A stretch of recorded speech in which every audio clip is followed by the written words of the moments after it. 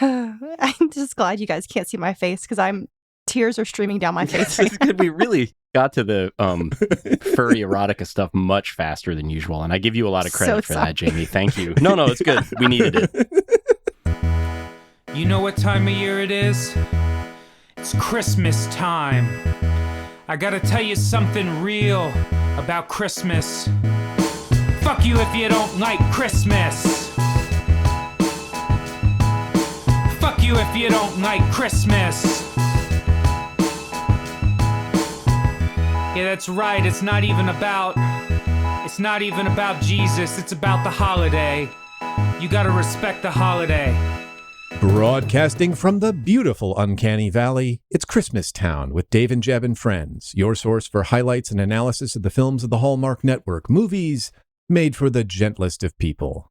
I am Jeb Lund, someone who developed the knees of a 32-year-old hockey player at 14 and was subsequently cut from everything, and joining me is a guy who keeps hanging emotionally signifying ornaments on my tree, if you know what I mean, David Roth. Hey, man. Merry Christmas, Dave. Merry Christmas to you, Jeb. How are you doing? I feel pretty good. Because I'm not going to pretend that we don't have a guest, Dave, but I feel pretty good about our guest. I feel like we should go on pretending that we don't have a guest. That's what the listeners love. People love a third party being made to feel awkward for no reason. Should we go on? Do you mind if I tell a story about the lunch I had on Thursday? I would love it. All right. No, let's bring in the guest. My story for how our guest got here is that one of my favorite episodes that we did was one we did last year, 126, Journal to the Center of the Turf, which we did with Ryan Nanny. And like everything about the greater shutdown full castiverse brings me joy. Yeah. So whenever I see like Ryan riffing with somebody, I'm like, I will give them consideration. It's like the podcast parasocial thing where you're like, that's my friend too now. Yeah, exactly. So I'm just looking at the timeline one day and Ryan's just going back and forth with somebody named Glitterburrito, which I'm going to be very frank. Like that sparked joy, right? We'll just bring her on here so we don't have to do this any longer. She is an actor and host of the How Did You Get Here and the Bloody Broads podcast.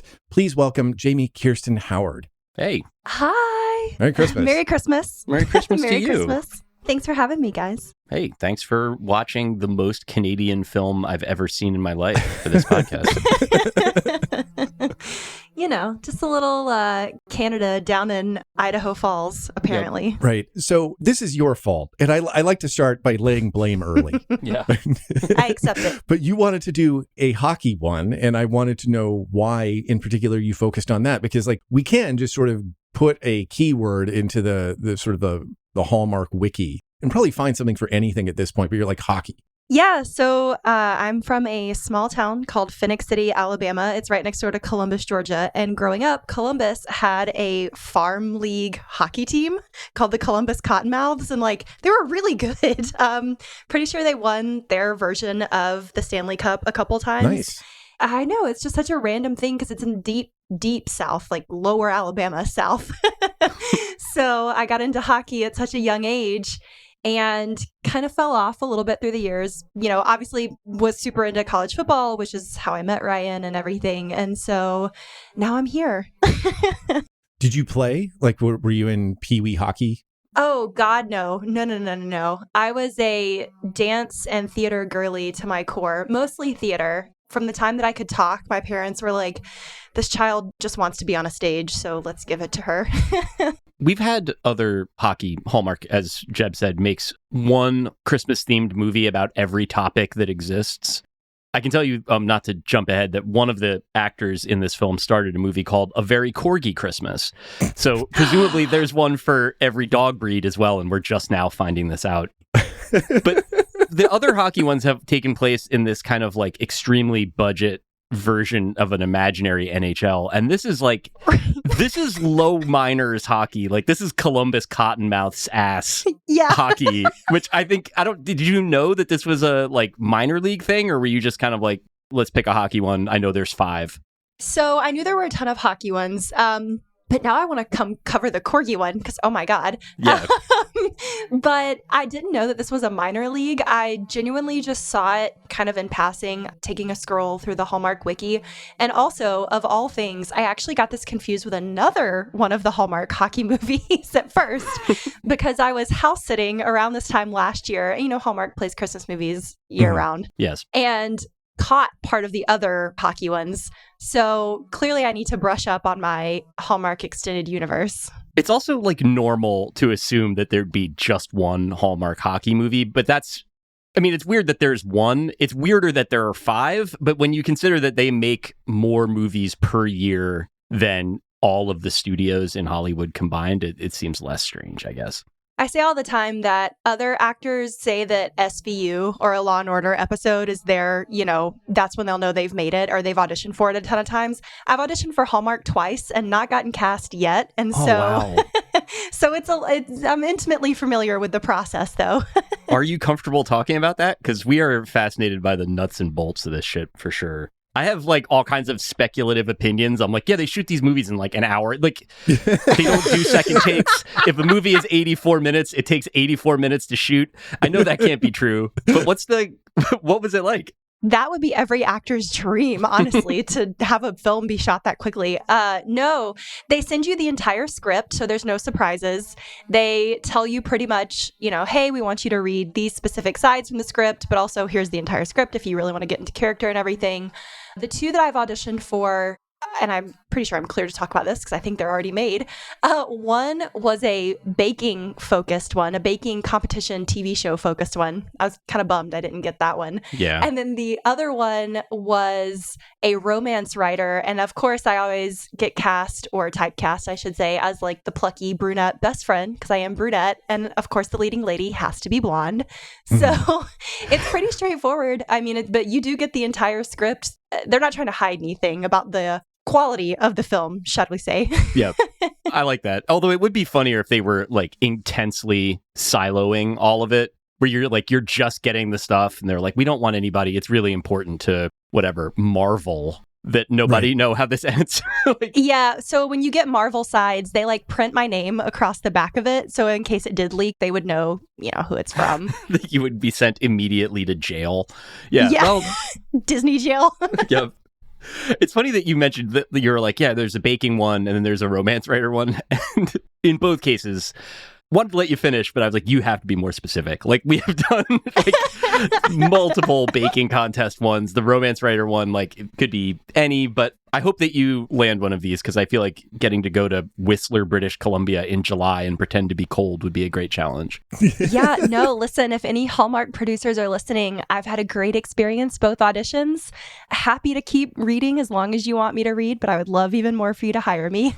Well, at least you wouldn't be pigeonholed immediately as like evil. Because they've moved past that. There was like up until 2017, it was like, she's a brunette. Oh, man. Well, she's evil. Yep. She's just evil. She's in the baking contest for the wrong reasons. Right. I'm not here to bake friends. Yeah, that's all right. Slow it down.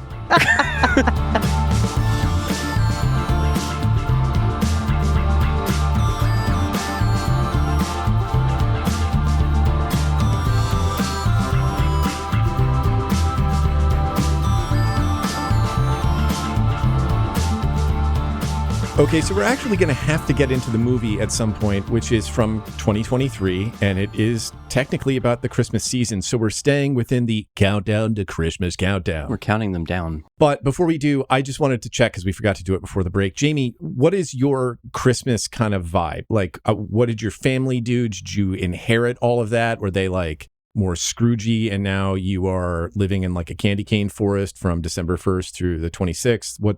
Where are you at with the holiday as like a sentimental thing? So I was raised extremely evangelical, as I've said online many times, but now Christmas is not so much my thing. As stereotypical as it sounds, I am a full-time Halloween girl. So Christmas is fine. It's fine. But I'm absolutely that person that's like, you want to put your tree up on November 1st? Whatever. Like I see people do it and I'm like, I sound bigoted against Christmas because I'm like, do it in your own house. Don't do it out in public. Right. Don't be shoving it down my throat. Right. But yeah, I mean, I like to give people gifts. That's fun. And I like to bake. But the moment I hear any Christmas song more than twice, I'm like, all right, that's a wrap. I'm good until next year. Okay. All right. Yeah. No, I mean, there is just kind of that like Grinch to saccharine spectrum. And once we know where you are, then like it kind of colors. I mean, this is for the audience. Like they want to know, how do we trust her judgment? Because if you are like bonkers for Christmas and you love the movie, then you'd be like, I don't know. No, I get it. I would say I'm solidly like in between maybe a Mariah Carey on one end of the spectrum and then the Grinch on the other end. I'm like solidly an Eartha Kitt with a Santa baby, That's fair. I do like the idea. It's kind of weirdly easy to see that, like, the Mariah to Grinch continuum. I'm like, yeah, that scans somehow. Adding in like the Eartha Kitt sort of like horniness, it's like, well, where are we going, right? Is it like, and how is the Grinch horny or is Mariah horny? I mean, I think that Mariah's horny because of the message, but I mean, are we implying that it kind of seems unkind? Well, maybe that's why the Grinch is the way he is. He doesn't fuck. I don't know. Is the Grinch horny? Yeah, he has Martha May Whovier, who like famously has been lusting after him since apparently the 3rd grade, according to the Jim Carrey movie. So I don't know. Yeah, the Jim Carrey movie is like, that is non-canon to me because that is also like the Grinch farts in that. That's not in the book. He doesn't fart in the book. Right. I think this is in like the second section of every entry on Grinchipedia is like non-canon, right? Because like there's Seussiverse and then there's, yeah. Does the Grinch fuck, the greatest topic in the history of forums, locked after 7,500 comments? The last thing is like somebody is banned and reason, post a Grinch erotica again. Date the ban will be lifted. Never. So wait. Is fan art of the Grinch mainstream or furry? Oh, this is a good question. Wow. I mean, this is like where I have a friend that spends a lot of time on Wikipedia just sort of looking at stuff. And there's a difference between like, I remember him telling me once that unicorn is listed as a mythical creature on there, but giant unicorn is listed as extinct. This feels like a similar sort of question where, like, fundamentally this comes down to, like, is the Grinch an animal? Is the Grinch real? Do we acknowledge that he's real for these purposes? Because, like, is the Carfax from the Carfax ads, is that a furry thing? That was actually, I think, one of the most disturbing tweets I did for the longest time. It was people that kept asking me to take it down. It was about having a dream where the Carfax is exposing himself and he's just going, show me the Carfax. Show me the Carfax. When you say people were asking you to take that down, yes. Was it like the state? This was in 2009, too. All right, yeah. Oh, my God. When you could post anything. Well, we're going to resolve the is the Grinch mainstream or is the Grinch furry issue at the end of this episode. I think that will keep people listening. Is the Grinch merely hirsute? Right? Could the Grinch shave? Would it kill the Grinch to shave? Is it incest if the Grinch fucks a Bigfoot? Goodbye. Okay. Goodbye, everybody. Thank you for joining us. All right. Well, that was fun. Okay. So the cast rundown for 2023's Checkin' It Twice is Kim Mitchula, better known for 900 episodes of The Bold and the Beautiful, plays our lead Ashley. Kevin McGarry, a Hallmark and Canadian TV veteran, plays our male lead Scott. Brittany Mitchell is Julie, and I don't know if she's a best friend or Ashley's sister. Jamila Hall is Becca, and vice versa. Craig March plays Ashley's dad. Desiree Zurowski, who we last saw in The Last Bridesmaid, which we covered in episode 59. Quantum leading to Robert McNamara, plays Ashley's mom. Kyra Ryan Ellis is Parker, a Moppet. Jackson Jensen, who has the most Xmas Jackson Flaxen Waxen name in Hallmark, plays Tony. Ryan Doherty is Pierre. Tucker Bowman is Dave. Jennifer Higgins, who we last saw in Cranberry Christmas, which we covered in episode 100. Rich Problems for Bog People, plays Grandma. Mike Dopehead plays Coach Jensen, and we last saw Mike in All Things Valentine, episode 31. Not all ponies, a baloney. Oh, one of our great titles. Cut Color Murder, episode 118. Rabbit Forensics with the Yas droids. And A Very Merry Bridesmaid, episode 127. A gazebo movie with Christmas attached. And last but definitely least, we have Curtis Lavelle as Trevor, a bad boyfriend, and I think we can safely assume a wine clown. Yeah. So that's the support structure here. Jamie, now you're going to have to do the hard part. It's the expositional challenge. You have 1 minute to get the plot of this movie out. You do have a grace period. Also, if you hit 69 seconds, that just automatically wins because we're children. If you do win, you get the club horn. If you don't win, you get the Price is Right sound. It's very demoralizing, but it doesn't have any monetary value, so don't worry about it. You may fire when ready. So a big town in New York City retail real estate woman gets broken up with, or rather does the breaking up with, on her way home to Idaho Falls, where she runs into, at the airport, a very attractive hockey player who is getting called down to a farm league team. And his father is like an NHL Hall of Fame inductee. Turns out that he's staying in the back of her parents' house, like in the backyard in a guest house? I don't know. And they won't they for the last 45 minutes of this movie. And he winds up coaching a kids team and then decides to retire and be the head coach or assistant head coach of the local farm team. And she decides to give up her big dream to stay in Idaho Falls with him as well.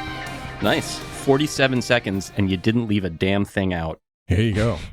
Play that air horn. You earned it. You did leave a little bit out, but... I did. I cheated a little bit. But also nothing really happens in the movie. So nothing that you left out was important. Like what you left out was like grandma's eggnog is considered unsafe by everybody. There's a bunch of other people in the family, blah, blah, blah.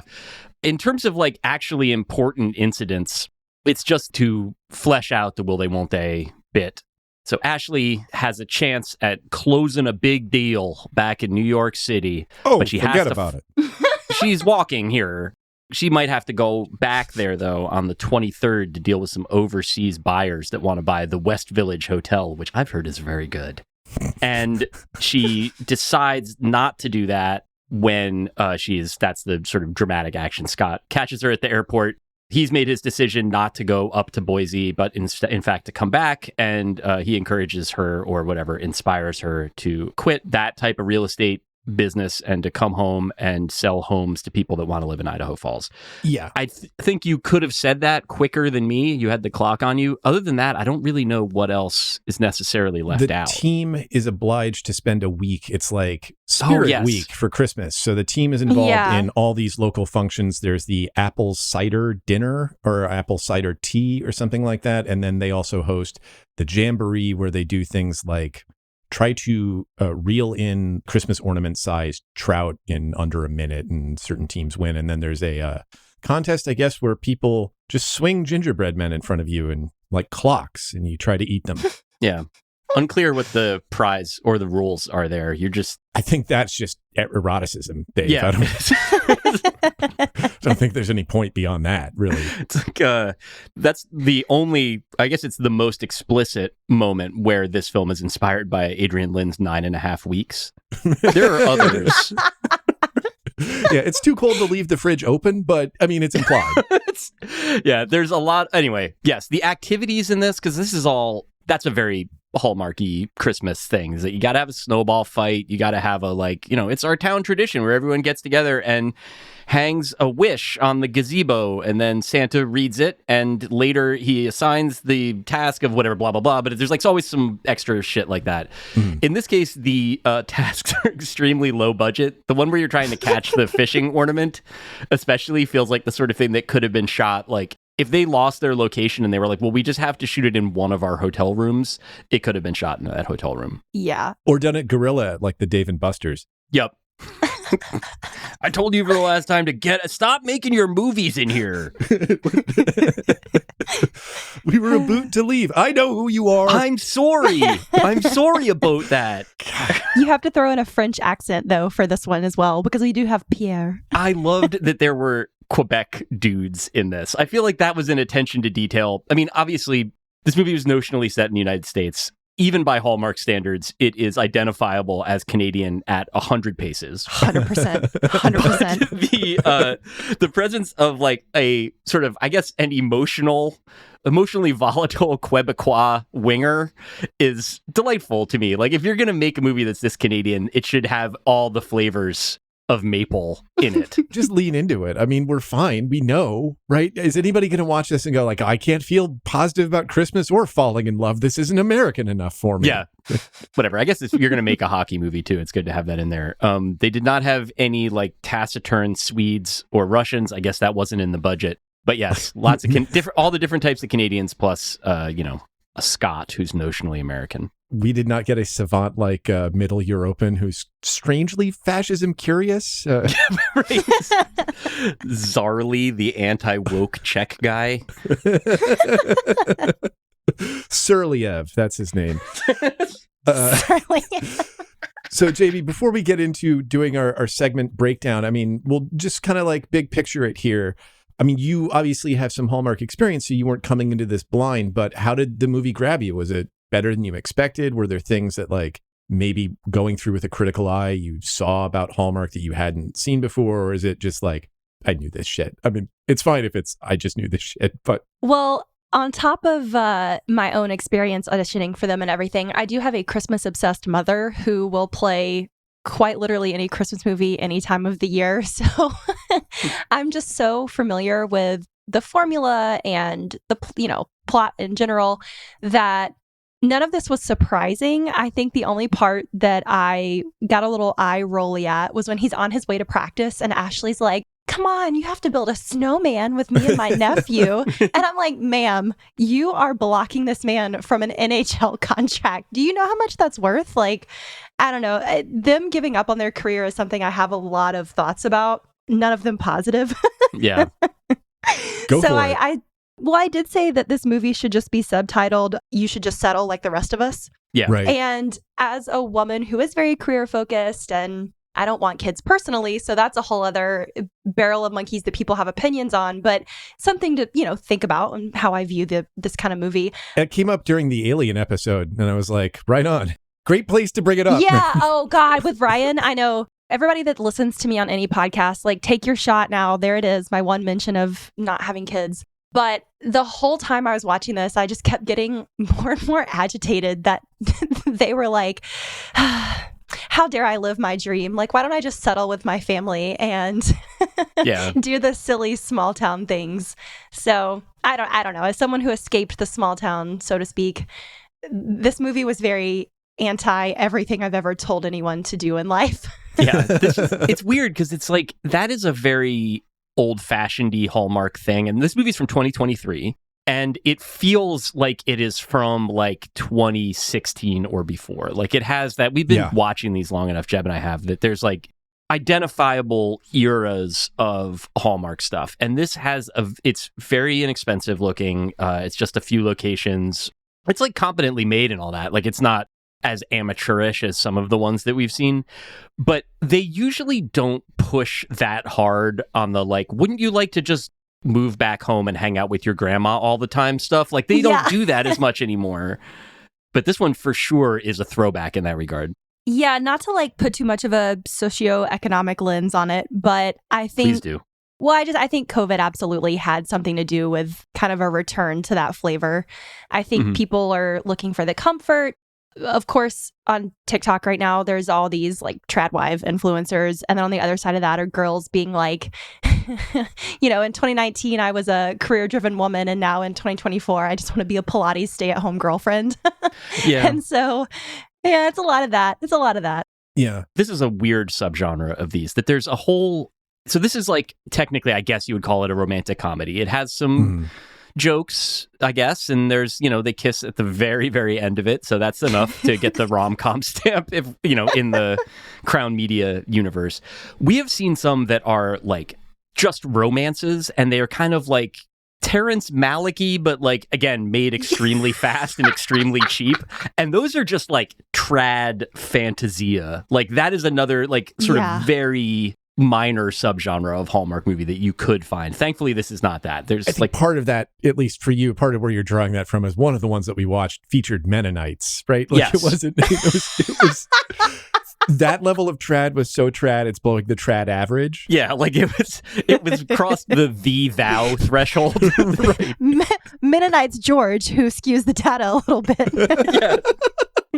Yeah, I felt like this was kind of going back to the Hallmark well in terms of what they're comfy with, but just doing it with better personnel. And that was a huge difference, at least for me, because you had, a soap actress selling these moments, and the vibe I felt was like, it's not seamless, but you're not tripping over the seams. I loved the acting in this for sure. I mean, I've watched a million movies, but I don't know how anybody does them, like, or where they come from. They're magic to me. Like a child. You don't have to speak to me as one, but when you answer it, but like how, as an actor, like I was impressed in part, like Kim Matula hasn't done that many Hallmark movies. I guess if you've done 1,000 episodes of a daytime soap, you have that too.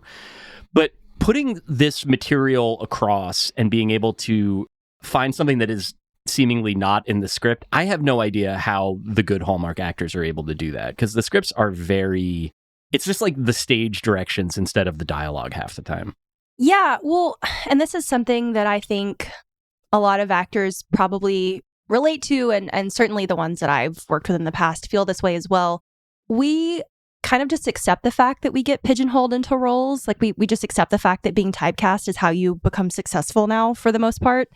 Or like you have your own production company like a Margot Robbie or a Reese Witherspoon, or you're Charlize Theron. You know what I mean? Like you kind of have a little bit more sway in your choices. But everyone I know is so excited to finally play something different.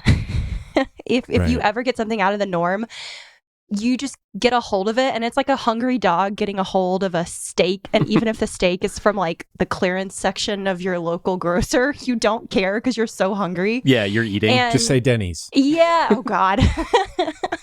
Like a Denny's Grand Slam. You're just like face first into it. And so many of us spend hours and hours and thousands of dollars training and having this rich inner world to build from, whether that's from classes or experiences. You know, I personally travel a lot, and I try to have other creative outlets because no actor wants to show up to set and just be the talent. Like that's the worst feeling in the world when everyone else on set is like, oh, well, all right, talent's here. Like they're just going to stand there and look how they're supposed to look, whether that's pretty or not, you know? So I think there's this misconception that these movies are easy to act in and to sell because of the polish to them.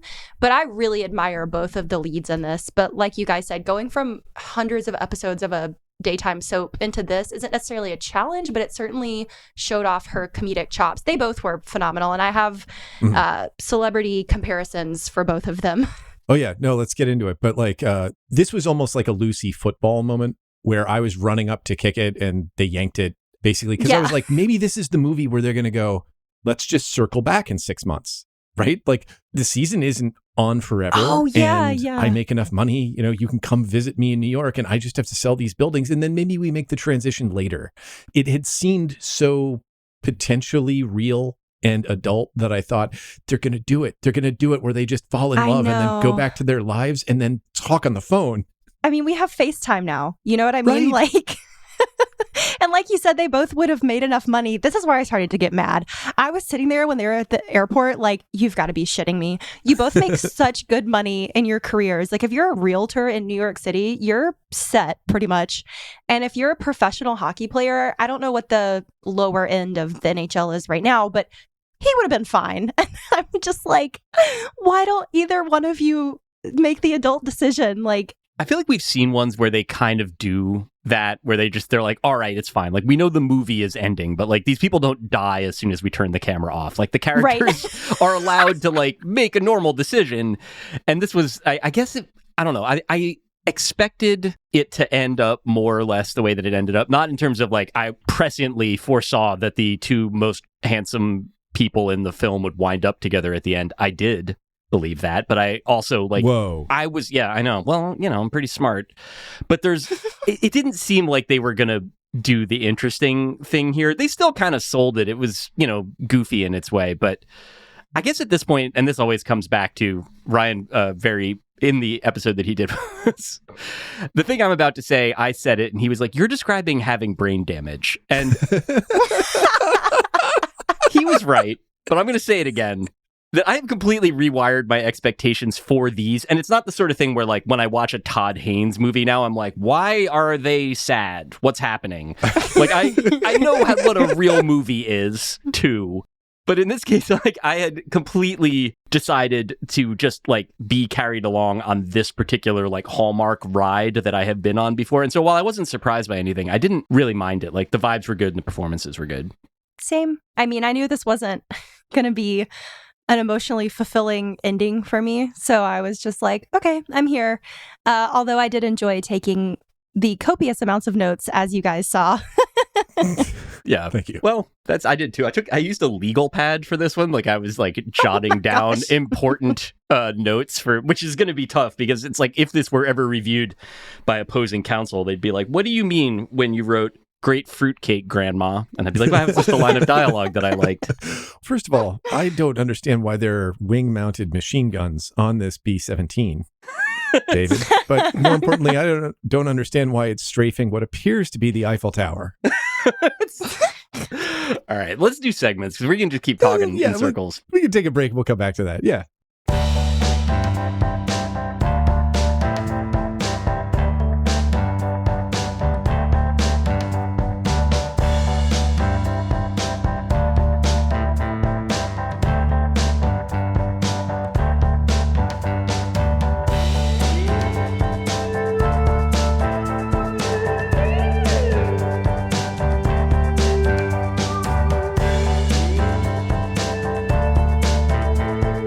If you've listened to this show before, you know that we break these things down into segments. If you haven't listened to the show before, we're doing it because a lot of these movies are pretty much identical plot-wise, and this helps single them out in memory if you want to sit and think about a podcast that you heard about a Hallmark movie maybe months ago, like you would.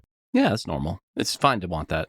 So our first one is Spot the Angel, and that's we watch until the first act break, and then we just take a guess right then and there if anybody in this movie is literally a religious angel or kind of a secular angel like Santa, or just somebody who's so nice in the real world that you'd be like, yeah, kinda.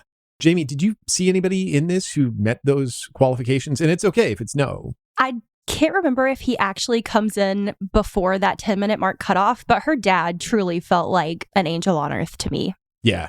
I don't know about his timing either. Dave, did you have that one too? I didn't have the dad. There's a lot of facilitators. So for me, like the coach played that role in the sense that he, at the very least, steers Scott throughout along the path of learning that it's time to give up on his dream of playing hockey in the National Hockey League and move to Idaho Falls. But yes, the father does do a lot of facilitating in the sense that he is getting Ashley and Scott together, that he has opened up his guest house to minor leaguers that need a place to stay.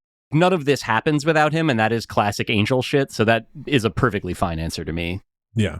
Although, if we extend, because we frequently do, because who gives a shit, extend the criteria to the whole movie, right? Like the coach literally hands him scripture. He's like, here's the coaching Bible. And they're like, they didn't even think of a different name for it. They're like, it's the coaching Bible.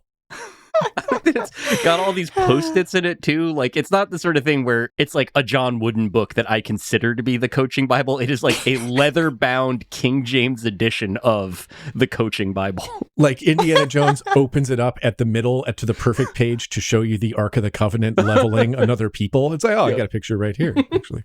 The Post-it notes were so real. Again, as someone who grew up in the Southern Baptist Church, I was like, this is my grandmother's Bible.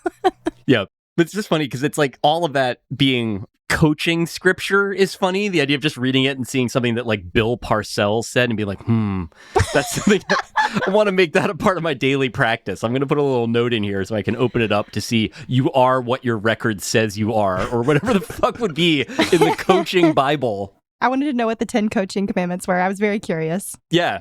Thou shalt bring it in, fellas. Thou shalt keep up the chatter. Yeah, no, I was expecting like you open it up and it's just all handwritten in black ink, like John Doe's from Seven. It's like I saw somebody, not hustling out there, and it made me so sick I had to vomit. The tone of Rorschach's diary, but it's like George Seifert. Right, they're all in the locker room with me. Oh, God. All right. So it's Eat Your Heart Out is our next one. And that's when we're just going to look at the food in this and see if it was typically Hallmark and that it was large and unnecessary in its largeness, or if it was just downright bizarre, or if it just wasn't a lot, or if it happened to be perfect. Well, obviously enough, we get the subplot of apparently grandma's eggnog being a health code violation. Right. I was baffled. I thought it was going to be... Well, okay, the only reason I knew that it wasn't going to be that it was alcoholic is because it was the Hallmark Channel. Yes. But also the fact that the kid is like very enthused about to drink this. That's when you know it's going to be about poop. Yeah. Yeah. And he sells it. Our lead definitely sells this is gross. But truly, like between that and then having a Cider Social, which was adorable, but heavy-handed. Yeah. The Cider Social got me good too. The Cider Social is fucked. I don't know. Like, Dave, were you looking at the Cider Social and going like, that's creditable? That's credible? That is a food thing you could do? Because I was not. And I'm burning on this. I don't know what Gentiles get up to around this type of year, if I'm being honest. I mean, it's your business, right? I'm married to somebody who is Christian and that's where I've had my eggnog experiences, none of which were nearly as traumatic as Scott's. And she's from Cider House Country, too. She is. So there is the cider stuff. There's a lot of challenging acting tasks in a Hallmark movie that, like, once you start to see them, in this case, the coach has to do a lot of, like, getting the players together and being like, the Cider Social is tonight. We need to turn this room into a winter wonderland. All right, let's get him in. On 3, winter wonderland. Which is just really hard stuff to say. The Cider Social has a lot of that. Like, there's a lot of, like, big hockey guys carrying around dainty little teapots and, like, little kids asking them to pour some cider for Mr. Wiggles. Their teddy bear and stuff.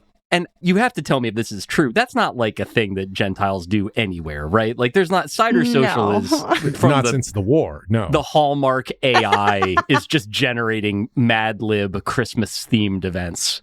I personally would love a hockey team to serve me tea. I'm not against that, or cider, I guess. But no, that's not something we do on the regular. All right.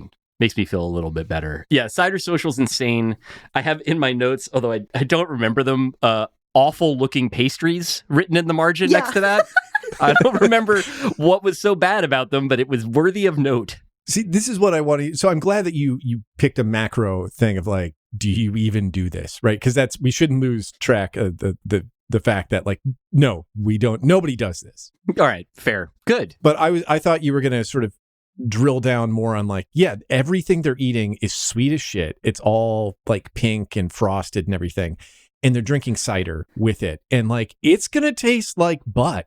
Yeah. Like, why don't you just serve everybody toothpaste and glasses of OJ? No, those pastries that they have at the Cider Social look disgusting. They look very fake and very plastic, and I'm so sorry to the set deck for this film. I'm not trying to insult your entire job on this movie, but none of it looked enticing to me. And at least normally when these movies are on, I'll see, like, the pancakes or, you know, whatever mom's special dishes and be like, okay, like, that's passable. But all of this looks like Barbie food to me. Yeah, the Barbie food is exactly it. Like, I've seen some unappetizing looking food in Hallmark movies. We've seen glutinous foods and up close and, like, loving things like Joan Collins close up that you people wouldn't believe. Turkeys glittering off the shoulder of Orion. Right. But this is bad looking pastry, even by Hallmark standards, and I got to give it up to them for that. Otherwise, the food stuff in it is pretty normal, I guess. You know, there's coffee and cocoa and whatnot, not a lot of savory items. But yes, the existence of the Cider Social is perverse. The expression and reality of the Cider Social is even more so. And yeah, I mean, that's, like, pretty much what I'm in it for. So that was solid. Yeah, you also noted the great fruitcake grandma scene from husky beard guy Dave, who's basically, like, just id. Yeah. There's a bit where the dad comes in at, like, it's in the middle of the third period, and he's, like, walking across people's line of sight. I assume that gameplay has stopped, but he says that he went to 3 different concession stands for peppermint tea. I don't think he's doing that in the third period. No. But also, I don't think they serve that at the arena. Like, I just, like... Yeah. The bougiest hockey arena I've ever heard of. Right. I went to the Martha's kiosk. Yep. The Twinings tea kiosk. Yep. Are you telling me that you don't have a license agreement with Tetley here? Oh, my God. The idea of there being, like, a Sleepytime, like, the mascot is there and has the t-shirt cannon. And it just shoots out really nice, comfortable pajamas. Yeah. I'm sad that this isn't real now. It's like, it's all balled up, but when you open it, it's like a tasseled sleeping hat, like a gnome would wear. We're doing the marketing work for them. Wait a minute. Yeah. We had to cut all this because this is not for free. Giving it away. All the arena ushers take you to your seat because they've got that little brass candle holder with the loop on the end. Right? Oh, one other bit that I would like to, maybe you don't see the food there, but the sports bar that they go to in town, it's called the Drunken Puck. And it looks real. Like, this is definitely, like, that sign seems like it, like, maybe existed as in, like, an actual, I guess they call them in the Hallmark universe, where it was just, like, a location where they went in and were like, can we shoot a movie in here just for a few minutes? We just have to make the whole movie in here. And then, but it is, so if there is an actual place called the Drunken Puck in British Columbia, shout out to them for allowing this movie to shoot there. I did not look it up. I'm usually pretty good about that. I'm sorry I dropped the ball. The one other food note that I had that was actually food was after they break up with their significant others and they're still in the airport, Ashley goes and gets the chocolate. One kind of chocolate and another kind of chocolate. beer. And then she goes back and grabs two more. And she gets a magazine, but we can cover that later. But Scott gets beer. Yeah, you got it, Jamie. Like, why is 6-pack? there's a whole world you can buy beer from, Scott, but you're buying it at the airport, assuming that they sell it by 6-pack in the airport, which I don't think they do. No, not even in the smallest. Like, I've been to some pretty remote, small regional airports, and never once have I walked in and been like, oh, look at that, I can grab a 6-pack. Just Yep. Like, why you would get it though on the way out of the plane? Like, the only place in the world that this 6-pack Right. is $32. Like, you can just get in a car. So this is a moment where, and this is something I was kind of, I guess, saving. We've seen a lot of this hotel is pretending to be an airport in Hallmark movies. It's a classic trope. Oh yeah. The Idaho Falls International, which is where that purchase is made, like that is definitely just the store in the lobby where you can get like a travel-sized toothpaste or like a sweatshirt that says Idaho on it. And in this case, the idea of that being the airport shop where you can go to get a white chocolate strawberry bar, didn't care for that at all. That was Ashley's purchase. Or yes, like just like whatever, a $50 sixer. I respect that they didn't bother with it and they were like, this is like, in this movie, this is the airport. It doesn't matter that this store does not sell airport things. It sells hotel things. Like, you have to accept that this is what the reality is. And they just sort of made it happen. They made it look like an airplane. yeah. They did. Yeah, that was interesting. The Like, well, dining area. Yeah, I know where they are. If they'd made it look like a train, I'd know they were on a train. The Richard Scarry part of your brain where you're like, yeah, the bear drives a car that looks like a bear. That's just makes sense. Yeah, the squirrel drives a car that looks like a giant acorn. I mean, these things are one-to-one. Well, what do I need to walk you through here? This movie would have been a lot more interesting if Scott drove a car that was a giant hockey puck. Yes. The team issues them to every player. He has to drive the Zamboni home one night because his car, he gets locked out.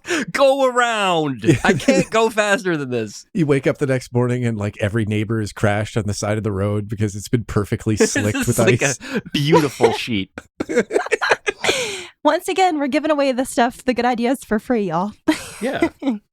So that brings us to the Hallmark Expanded Universe, and that's where we look at other Hallmark movies or events or characters that could wander into the universe that contains this movie, or where people from this movie could wander in the other Hallmark films we've seen.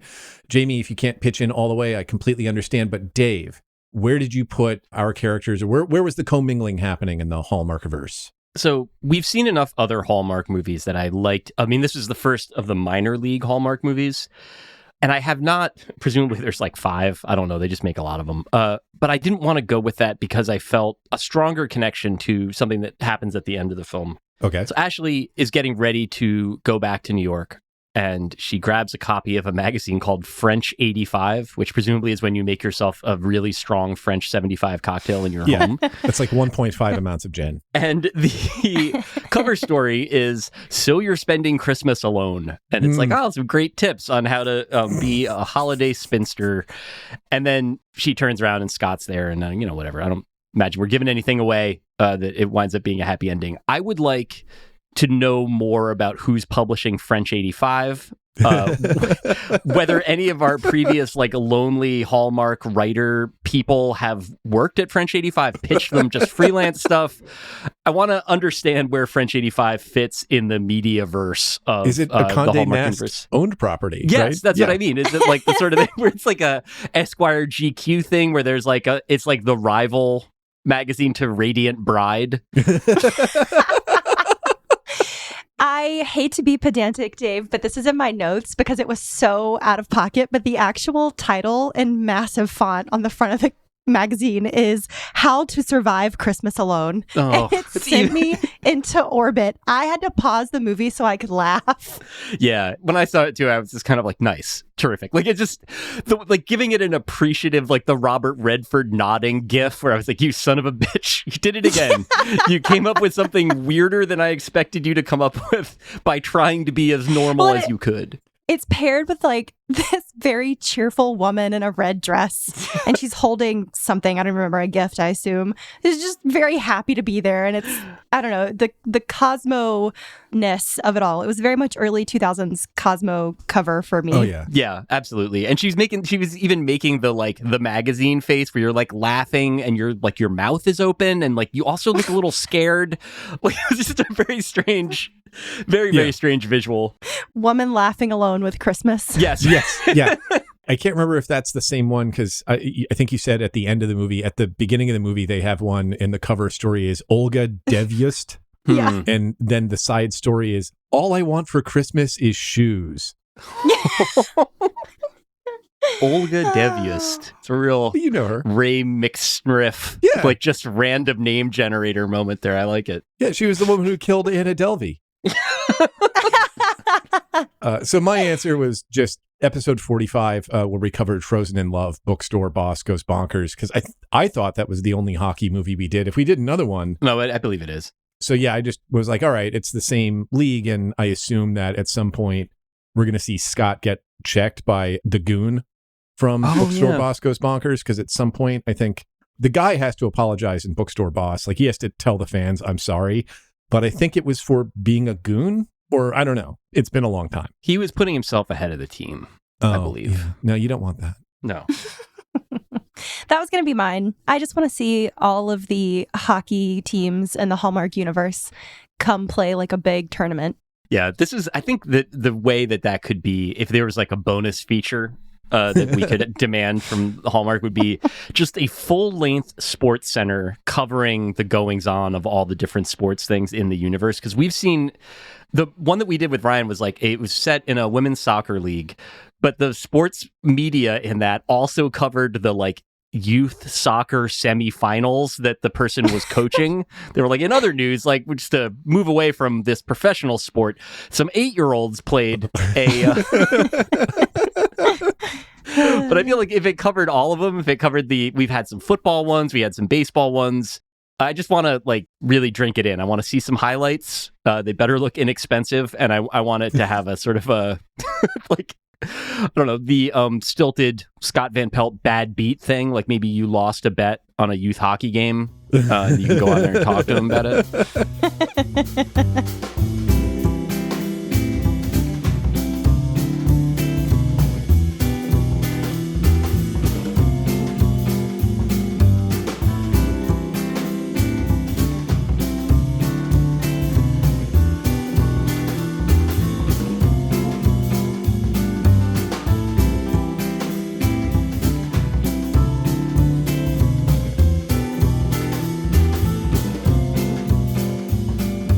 And so we come to Overdetermined, and that's the parts of the movie where we already knew what path we were on for the purposes of the leads or whatever the movie meant, but Hallmark just underlined it again anyway, right? Inevitability just sort of became doubly so. Jamie, did any of this movie stand out as like, oh my God, I know? Or did it seem like, with the leads, maybe sort of massaging the transitions, did it seem fairly natural all the way through? The one thing that stuck out to me was the card mix-up, because we already knew that he was staying in the guest house of her parents' backyard. Like, that had already been established right off the bat. And then the fact that these small-town clerks and waitresses are just so invested in making sure that the right person pays with the right debit card that has their name on it. Because I've got friends that work in the service industry. You know, most actors start out that way. Yeah. I was just like, I've never once had a bartender or a waiter or a clerk at a store be like, that's not you on that card. That doesn't say your name. Like, they don't care as long as it runs. Yeah, like you're not getting paid enough to care. But somehow in Idaho Falls, everybody's like way on their P's and Q's. Where they're like, I'm actually going to need a second form of ID before I sell you this white chocolate. Right. So for me, there's a lot of ritualized, like back and forth, being like, I'm thinking about this. Well, I'm thinking about this. And then eventually they get on the same page. Yeah. There is one that I flagged as funny decently early, where Ashley is talking to Scott and she's like, sometimes I think about coming home and whatever, but I've got all this business in New York. And he kind of encourages her to like, yeah, why don't you try it? Like, maybe you seem to like being here. Your family's nice. And then he just hits her with the like, RIP to your big city dreams, but I'm different. Like, he literally says, I'm different. Yep. Which I like really enjoyed. And it happened about midway through the plot too, where it always does. And I thought, okay, somebody's going to grab that one. There were a couple that really got to me. There was a bit where somebody in the score just did a we wish you a Merry Christmas or a Jingle Bells at like a pause. And it was like, you just didn't have to do that right here. I know what kind of movie this is. Like, yeah. It was actually at a heavy moment. And it's like, dial it back, public domain. Just roll it back a little. But my honest answer is the whole end. I mean, like the last 6 minutes of this movie is like a multi-vehicle accident of all this Hallmark, like really shit going on. Like at one point, they find out he's going to go to Boise. And of course, Ashley is downcast. And her mom just comes out and says, "Oh, sweetie, I know you two had something special." Did you? Really? Did you? How? So passive aggressive of her. Yeah. But like you end with she's walking past all these loving couples reuniting in the airport, and then he's behind her and we don't know where this is. I guess he bought a ticket just to get through and bother her by the magazines again. Hotels are airports now. It's Hallmark. Right. But yes, exactly. What the fuck are you doing here, man? The thing that kicks it all off is they're in the same apartment in private together, and she is doing and she's doing a very good job of it, but the soap opera actress like heaving, I need you to kiss me because I'm too scared to kiss you, but all I want to do is kiss you.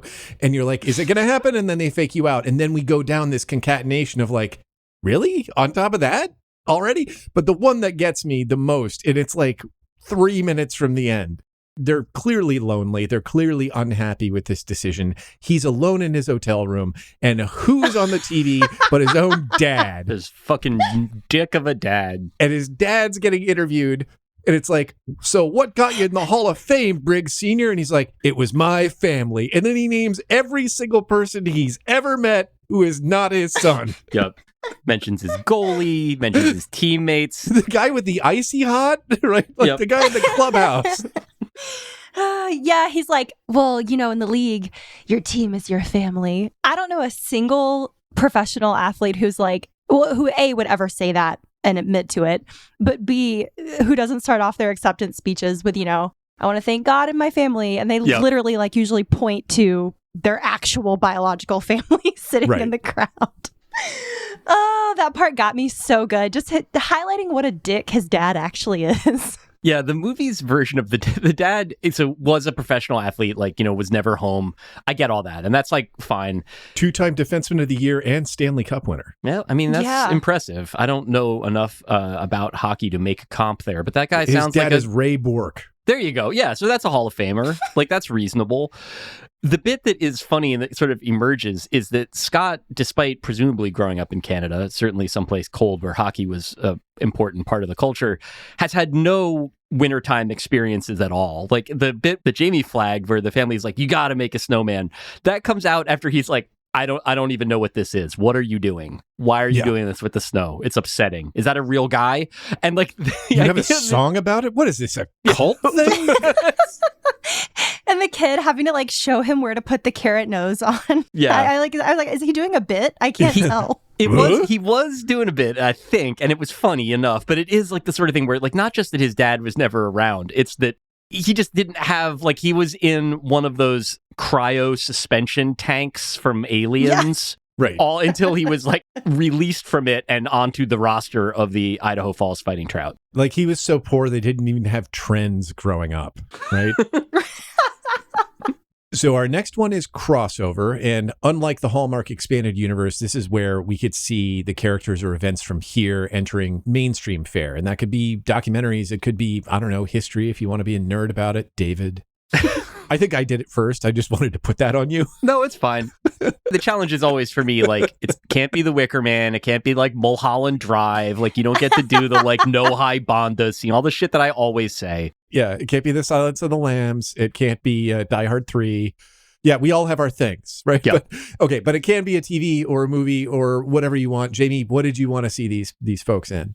So Scott was definitely giving me like beefy brunette Ryan Reynolds vibes. Mhm. I need to see him in like a rom-com that's not Hallmark, and then I want to see him in a Deadpool adjacent sort of Nice. action-esque role. He's got the quirky timing for it. He's got the, eyebrow acting, as I like to call it, because I'm guilty of it. I loved it. And then for Ashley, she's Kristen Bell 2.0 for me. As soon as she started talking, I was like, oh, I need to see you in like, not The Good Place, but something that Kristen Bell would be in. Veronica Mars? Yes. She Oh, could be sassy. yeah. She needed to dial up the sass a little bit. I feel like if her main fare is, the Hallmark movie and then the soap opera, let's give her a 180 where she really just gets to be, a little foul-mouthed, a little sassy, a little adventurous. Mhm. Yeah. Yeah, I didn't know what to do with these guys. You could probably put them in any sort of sports movie, and there's probably some decent rom-coms you could put them in. And I also started thinking about something you said last episode, David, and something that Charles said, that this is probably like one rewrite and $10 million and 20 more days of shooting away from actually being a rom-com. Like you can see the seeds of it everywhere, and everybody here is good enough that I think they could deliver it. You just got to deliver them a script that they can do shit with. But I also was just sort of bitter at how difficult the exercise was. So I started thinking about how much I would like to see them in Civil War, because Alex Garland's yeah, Civil War? Nice. Yes. because they're in like the two parts of Idaho that aren't run by the silver shirts still. I was going to say, like, if you wanted, like, the real life version of this would have a much stronger identity Evropa presence in it Yeah. than this film does, which is a blessing, I guess. All these guys have haircuts that are just a little bit too long on the sides and the back, Yep. I haven't seen this, which is a real limitation. So Kim Matula works all the time. Her most recent cast, like where she was like in the main cast of something, was a sitcom that lasted for one season. I think that our Extra Hot Great friends liked it okay. LA to Vegas, it just didn't take. And she was in the main cast for that. And the idea, of that is just, wacky hijinks on a plane on the, most infamous party flight in the United States. I would like to see a version of that, like the Hallmark version. Maybe she could reprise her role, and it would just be like Idaho Falls to Spokane. Just very low-key business travel, a lot of Mormons. Yeah. See what you can mine out of that. She helps a young Mennonite go on their first flight. Explaining that it's not a real bird. Just holding her hand. It's not a sin to be inside of it the way that you are. We're probably going to land safely. You do have to put your hat in the overhead compartment, though. It is too large. Yeah. So our next one. Our next one is the Hallmark Voight-Kampf test. And this was inspired by a listener, Josh Burgle, who suggested, why don't we look at all the characters in this movie and see if somebody is just so robotically Hallmark that you think, all right, this has got to be a skin job disguised as a human. I think there's probably a lot to play around with here, Jamie, but what did you have? The husband of her sister, Dave. Classic Dave. He 100%. Yeah, he was just kind of there. Yeah. Very much bumbling sitcom husband, as we discussed. But yeah, I fully think that, like you guys said, if he came across a flipped over tortoise in the desert, he would feed it a Christmas cookie and be like, that Christmas cheer is going to fix you right up, buddy. Yep. It's Dave for me, too. I just think he's like a disconcertingly rowdy child. And he's in a lot of the movie, but he's always like bumping into people and stuff. Like if you were to recast, and the actor does a fine job with him, if you were to recast just like a Great Dane in that part, it wouldn't really be a different feeling at all. He's a rescue. This is your forever role. Yeah, I feel like 20 or 30 years ago, Dave is just like an extended fat joke, but they made him into something more palatable. He's just like an affable galoot. Like he's like King Homer of Queens. He's got the pretty wife, and then otherwise he's all like gentle id, right? He's in the way, but he's not a pain. He's not a bad guy, but he's just going to eat all that fruitcake because he's a fucking maniac. Yeah. He can't control himself. If you put a cookie in front of him, like he just starts floating forward like Elmer Fudd in a Bugs Bunny cartoon. Okay, and now is one that we don't do every time. It's great moments in Mop-Up. If you remember the sassy and precocious expression of the girl on the cover of the film Curly Sue, you know what our scale is here. 1 of those curly Sues. That is the minimum amount of moppetry. 5, that's maxing out precious. That's precious to the precious power. So, Jamie, how did you feel about young Parker here, the nephew who winds up being kind of taken under Scott's wing hockey-wise? Oh, total Moppet. When he answers the phone at the end or towards the end and is like, we won our game today and I scored 2 goals. I just, bless him. It was definitely like a Tiny Tim moment. Yeah, I like that they gave him a hockey haircut too. Yeah. Usually they get these kids and they just sort of, it's a child actor. They are all kind of like dolled up or, that young Sheldon sort of spit polish. He had like a little bit of extra business in the back there, a little bit of bonus salad to go.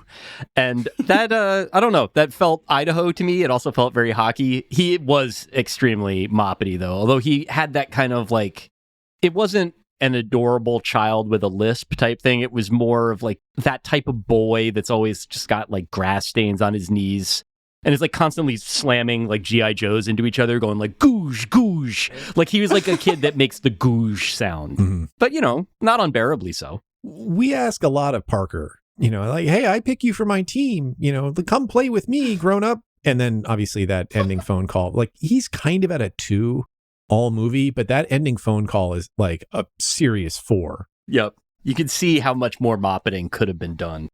And I was grateful that they didn't go all the way there. So I don't know how to score him because like if the ending is so overdetermined but works anyway because everybody sells it, I feel like he's less of a moppet. But if the ending is so overdetermined that you're like, shit, I mean, I can see all the parts here. Come on, man. Like then that is like an unbearable level of moppet. I genuinely don't know where to score him. What are your numbers? Oh my gosh. I'm going to put him right in the middle. So like if this is a 1 out of 5, maybe like a 2.5.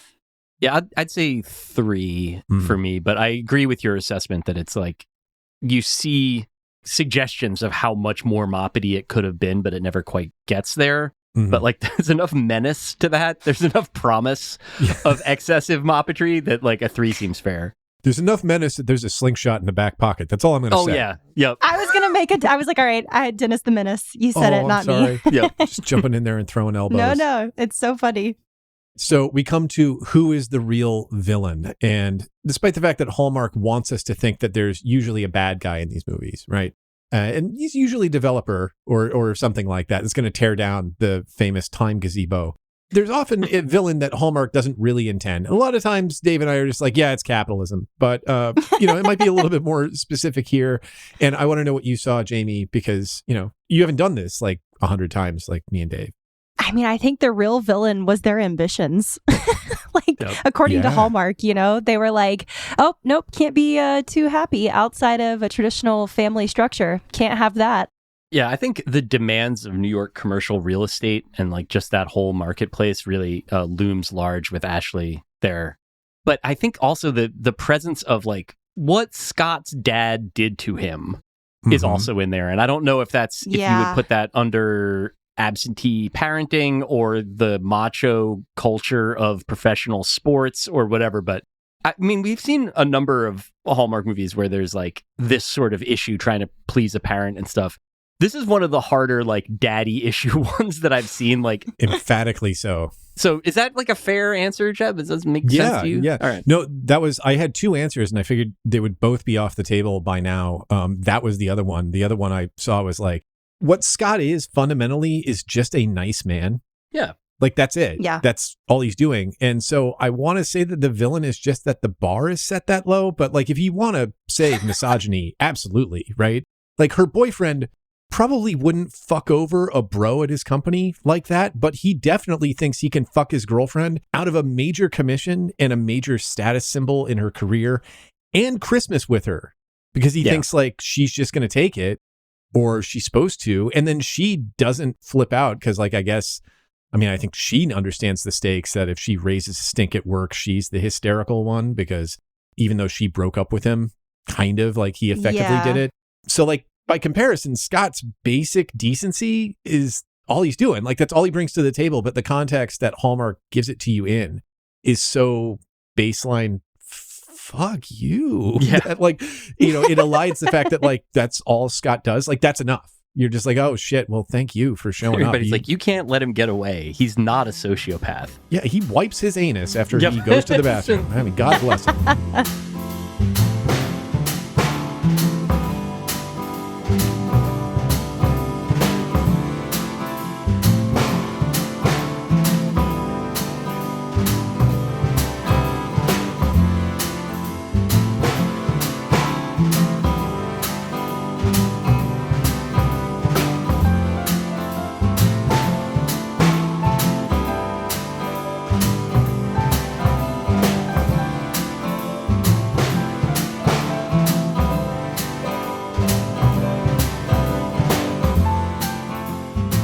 Okay, so it's time to rate the movie.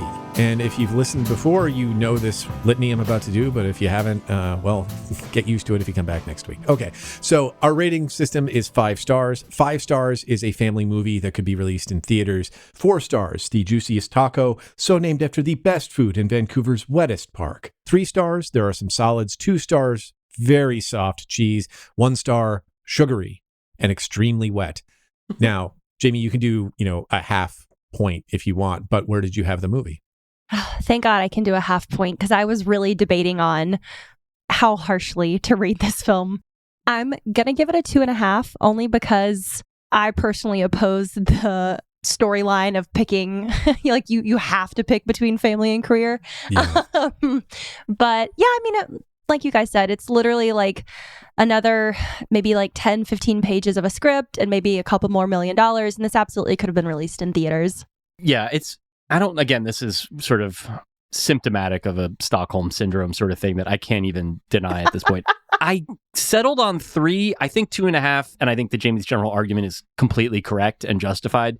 But I wanted to give it a little bit extra because this is like as much of a like middling Hallmark movie as it is. There's enough actual jokes that land. The sports didn't look totally for shit for once, and the performances were good that I didn't mind it. Like it went down pretty easy. So like again, by the degraded standards of my mind at this point, then like I think 3 seemed fair to me. See, all right, we're all going up half a step. I thought 3.5 seemed fair because it was better. It was much better than I expected. The performances sold it far more than I would have expected. I think that also the writing, I think, did a tremendous amount of work. If this had been released, as we were saying, like in 2016, we would have hated this movie. Yep. It wouldn't have had jokes in it. Yeah. There wouldn't have been any humor. There wouldn't have been any pushing back or like skepticism. It would have all just been sort of like this one note march toward this conclusion. But they at least played around with the world they were in enough that I'm sitting there thinking like, well, yeah, if you put a little money here and you put a little money here, you could be a real grown up movie. And I feel like that deserves a little extra. I don't know. I am an emotional wet sponge.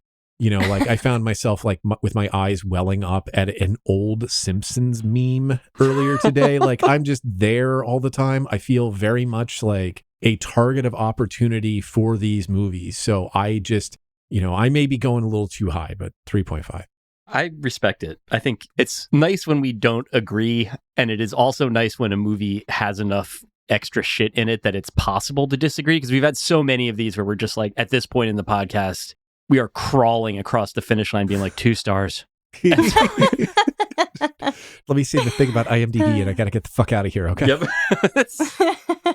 No, this one was fine. Went down. I had one of the notes that I have is just, and I don't know what it was that inspired this. I could tell you, contextually, just me writing on one line. Honestly, I'm fine with this. Yeah. Yeah. That's like where I landed with it. It's not Stockholm syndrome. It's just Santa Holm syndrome at this point. Yes. Yeah. All right. Well, on the subject of stuff that you saw that maybe didn't go anywhere else, we are at The Leftovers, and that's just The Leftovers. Maybe we forgot to mention it at a more germane time during the broadcast. Maybe it's just something that doesn't go anywhere else, including the IMDb dive, which we'll get to in a bit. But Jamie, you're the guest, so please take the lowest hanging and most delightful fruit, and we'll see if we noticed anything else. I noted that the most unrealistic part of her working from home was that her boomer age parents did not walk by and interrupt her and ask her about her job a couple times. I speak from experience. Just mostly asking, oh, well, can you run an errand with me or can we go get lunch? No, I'm working. Really working. It's real. I know I'm here, but I'm also at my job. Yeah. Right. I'm wearing my UGA sweats, but yeah. Well, no, you're an Alabama fan, right? I'm a third generation Alabama alumni. Yeah. Sorry, I didn't mean to cast aspersions. I know that's very serious. No, it is in the South. But yeah, I also have in my notes, I heavily relate to Scott. I too am 32 and feel like my chance to make it in my field is starting to run a little slim. Unfortunately, a lot of the better than it was 10 years ago, but a lot of the roles that I'm interested in playing might be easier to age out of, some of them than others. But, never too late. I'm not going to turn into an acting coach by any stretch of the imagination. Yeah, I was going to say, like, you can always hang it up and go direct high school theater. Mm-hmm. Don't do that. No, never. Sorry. Absolutely not. I've got enough credits on IMDb to hopefully keep me from doing that. Knock on wood. And then last but not least, my line of choice to call out that I truly just delighted in when he's quoting his dad and he's like, those that can't play coach. Mm-hmm. I know a large segment of college football Twitter and Blue Sky would love to argue about that. And I hope sports fans chime in because that really tickled me. I love any chance for the crossover of the inevitable storyline of a Hallmark movie meeting the inevitable storyline of a sports movie. And that just was what this movie was. And yeah, I felt like this had a lot of crossover appeal between maybe husband and wife pairings that, this comes on during the holiday season or their Christmas in July that they do. But yeah, I had a lot of thoughts about this movie for a 97 minute movie. Oh, yeah. It's a smooth 84. I love that I gave it so much. Yeah, I gave it so much more credit. Wow. Okay. Yeah. It was nice. I watched some of it last night, after my wife went to bed, and I, watched some, and then I woke up today and I was like, I got 25 more minutes of movie to watch. This rules. This is fucking great. I got to watch the last episode of The Wire for a appearance on a podcast about The Wire. Oh, is that Pod Yourself The Wire? It was Pod Yourself The Wire. Also been on, by the way. Yes, we've all been on the podcast. The last episode of The Wire is 96 minutes long. Wow. Jeez. Yeah. So, this is shorter than an episode of episodic television. That's because they screwed him out of 3 more episodes, Dave. I don't know if you remember that. He had to get more stuff. Is that actually true? HBO was like, well, you're The Wire, and literally everybody in America says you're the best show on television, but we can give you 10 episodes and not 13. Okay? And that's part of the reason why season 5 strains credulity, because they're just running at Shakespearean compressed time. Oh, that makes sense. That is actually an interesting explanation for why it was slightly better than I remembered, but the last 30 minutes of that episode are just absolutely going down the list, checking a box, making sure that everybody's story resolves in a way that I sort of remembered it being like that, but it was way more like that than I recalled. And featuring an epilogue with bubbles. It's your no, it doesn't work. And last but not least, since we do get the coaching Bible, I personally think that a Gretzky 316 shirt would do numbers online. Ooh, but for merch, if they want to sell merch. You can put a little parentheses underneath it, plus, and then have the number that you then get to get his goal total. Yeah. Bits I want to flag briefly. There is a hockey chat. Initially, Ashley first impresses Scott by knowing his plus minus. Yes. And he's like, plus minus. Yeah. You track that? Nobody pays attention to that. Because he works for the Toronto Maple Leafs. That's right. Yep. Although it is funny that is, I've seen that.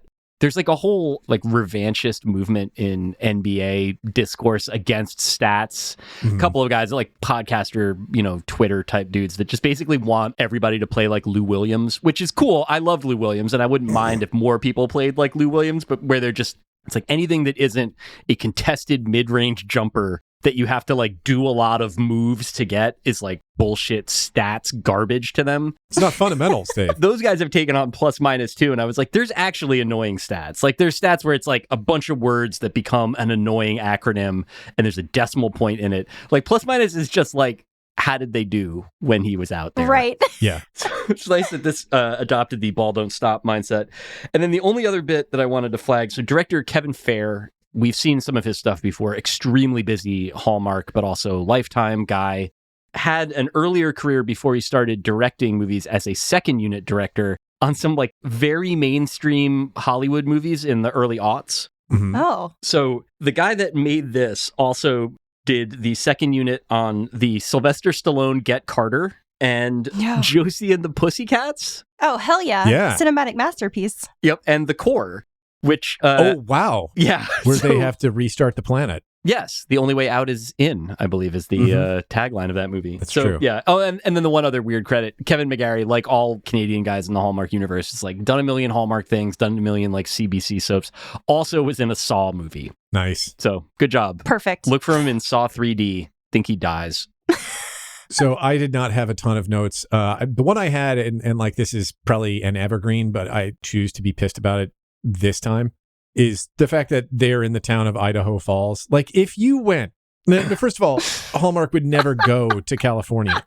There's too much Hollywood, too many homosexuals there. But if they did, nobody would ever be like, well, welcome to the town of California Falls. Fuck you. Everybody knows that's stupid. Why are you doing it to Idaho? Right? Because they can't fight back? Is that it? Because they'll just be so fucking grateful that you notice they're there. Don't do it. Like, if you were like, welcome to Mississippi Falls, people would be like, there's nothing to fall off of in Mississippi. Right? Like, there's just a whole bunch of stuff that flags for you that you can't do that anymore. You have to pick a name. Yep. Right? If you can't indicate that you're in Idaho without calling it Idaho Falls, pick something else. A little respect. I'm sure that if there's a city called California City in California, it's the most depressing place there. Yes, of course it would be. 100%. It's like a place where like the worst gold rush stuff happened. It's got like had 70 people living in it since like 1880. Yeah, we have an historic welcome center. Yep. That would be the nicest cultural part of it. Like, some of these brochures have been here for 50 years. Yep.